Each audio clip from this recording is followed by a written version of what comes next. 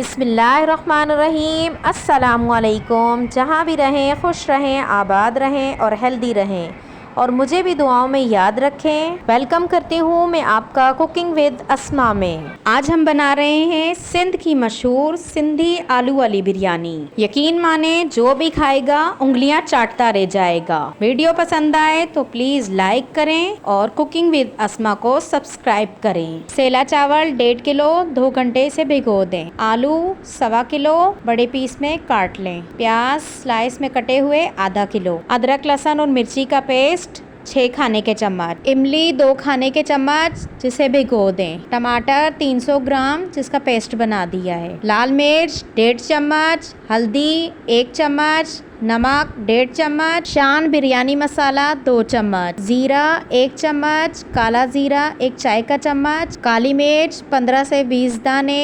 लौंग 10-12 दाने। बादियान के फूल 3। दारचीनी 2 टुकड़े। काली इलायची 2। जावित्री 3 छोटे टुकड़े। जायफल आधा। आलू बुखारे 12-13 दाने। जर्दे का कलर हस्बे ज़रूरत। दही 1 पाव। लीमू 2 अदद। हरी मिर्च 3 से 4 दाने। आधा चाय का चम्मच जर्दे का कलर डाल दें दही में और अच्छे से फेंट दें। बिस्मिल्लाह पढ़ के खाना बनाना स्टार्ट करें। सबसे पहले एक पतीली ले लें और इसमें तेल डाल दें 400 ml यानी 2 कप मेजरमेंट वाले। तेल को 2 से 3 मिनट गर्म होने दें और इसमें प्याज डाल दें। प्याज में चम्मच चला दें और प्याज को इतनी देर पकने दें कि ये थोड़े नरम हो जाएं। प्याज थोड़े नरम हो गए, इसमें आधा नमक डाल दें। आप सोच रहे होंगे कि मैंने इस वक्त नमक क्यों डाला है, तो छोटी सी टिप बताती जाऊं कि इस वक्त नमक डालने से प्याज हमारे कड़क हो जाएंगे। दम के लिए हम प्याज निकालेंगे तो वो कड़क रहेंगे। प्याजों में वक्फे वक्फे से चम्मच चलाते रहें और प्याज को इतनी देर पकाएं कि गोल्डन ब्राउन हो जाएं। अब प्याजों का कलर बदलने लग गया है, इसमें मुसलसल चम्मच चलाते रहें, नहीं तो प्याज जल जाएंगे। प्याज गोल्डन ब्राउन हो गए हैं, इसमें से एक हिस्सा निकाल दें। बड़ी प्लेट पे प्याजों को फैला दें ताकि प्याज खुश्क हो जाएं और कड़क ही रहें। अब प्याज में अदरक लहसुन और मिर्ची डाल दें पिसा हुआ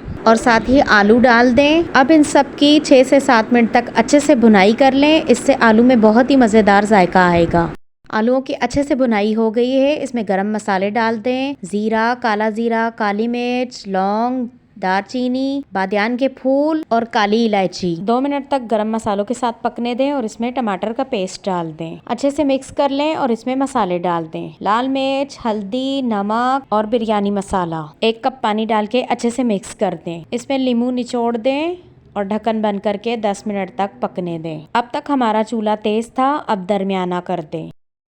10 मिनट के मुकम्मल होते ही ढक्कन खोल दें और अच्छे से चम्मच चलाकर इसमें दही डाल दें। अच्छे से मिक्स कर दें और फिर से 10 मिनट के लिए ढक्कन बंद कर दें। आलू हमारे गल गए हैं, अगर आपके ना गले हों तो आप थोड़ी देर और पका लें। अब चूल्हा बंद कर दें, हमें ग्रेवी चाहिए, नहीं तो चावल जूसी नहीं होंगे। अब इसमें जायफल और जावित्री को मोटा मोटा पीस कर डाल दें और ये हमारा बिरयानी का कोरमा तैयार है। आ जाएं चावलों की तरफ। चावल उबालने के लिए एक बड़े से पतीले में पानी ले लें। पानी खुला हो, पानी इतना होना चाहिए कि चावल पूरे भीगे हुए हों और इसमें 5 चम्मच नमक डाल दें और आधा चम्मच जीरा डाल दें और ढक्कन बंद कर दें और तेज चूल्हे पर पकने दें उबाल आने तक। जितनी देर में पानी को उबाल आएगा हम दम की तैयारी कर लेते हैं। 1 गड्डी हरा धनिया कटा हुआ, ब्राउन प्याज, टमाटर 1 गोल स्लाइस में कटा हुआ, हरी मिर्च स्लाइस में कटी हुई, आलू बुखारे और बिरयानी का मसाला 2 चम्मच। आप इसमें लेमन के स्लाइस भी डाल सकते हैं, मैं नहीं डाल रही क्योंकि मेरी फैमिली पसंद नहीं करती। अगर आपको पसंद हो तो आप डाल दें। अब इन सबको अच्छे से मिक्स करके एक साइड पर रख दें। पानी में हल्का हल्का बॉयल आने लग गया है, इसमें अच्छे से चावल धोकर डाल दें ताकि चावल में कोई डस्ट वगैरह हो तो वो निकल जाए। जो नए सीखने वाले हैं वो एहतियात से डालें, नहीं तो पानी आपके ऊपर आ सकता है। और चावल में हल्के हाथ से चम्मच चलाएं, नहीं तो चावल टूट जाएंगे। 2 से 3 मिनट के लिए ढक्कन बंद कर दें और जैसे ही बॉयल आने लगे ढक्कन हटा दें। इस टाइम आप इसमें नमक चेक कर लें, अगर नमक कम लगे तो और डाल दें। मैंने जो चेक किया है मेरा नमक बराबर है।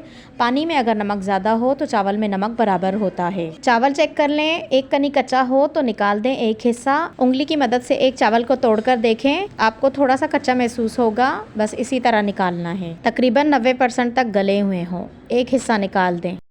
बाकी के चावल 95% तक गल गए हैं, इन्हें एक छन्नी में डालकर छान लें। दम के लिए पतीले में नीचे थोड़ा सा तेल डाल दें और थोड़े से चावल डालकर अच्छे से पूरे पतीले को ग्रीस कर दें। जो पहले चावल निकाले थे वो सबसे पहले डाल दें। चावलों को पूरे पतीले में फैला दें और इसमें आधी चाय का चम्मच जर्दे का कलर डाल दें। अब चावलों पर कोरमा डाल दें अब इस पर धनिया टमाटर वगैरह जो मिक्स करके रखे हैं वो डाल दें। अब यही अमल दोहराते हुए 3 तेल लगा दें। वीडियो को बगैर स्किप किए हुए देखा करें ताकि आपको हर चीज़ की अच्छे से समझ आ जाए। वीडियो को ज़्यादा से ज़्यादा शेयर किया करें ताकि और लोग भी देख सकें। बचा हुआ तेल ऊपर डाल दें।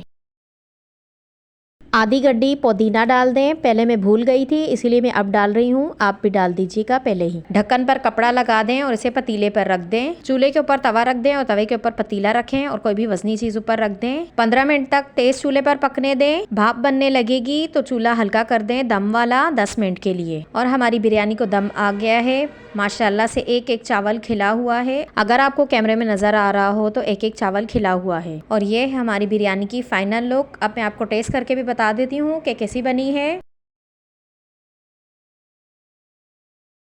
और मुझे तो बिरयानी बहुत पसंद आई है और मेरी फैमिली को भी। इंशाल्लाह आप भी जब बनाएंगे आपको भी और आपकी फैमिली को भी बहुत पसंद आएगी।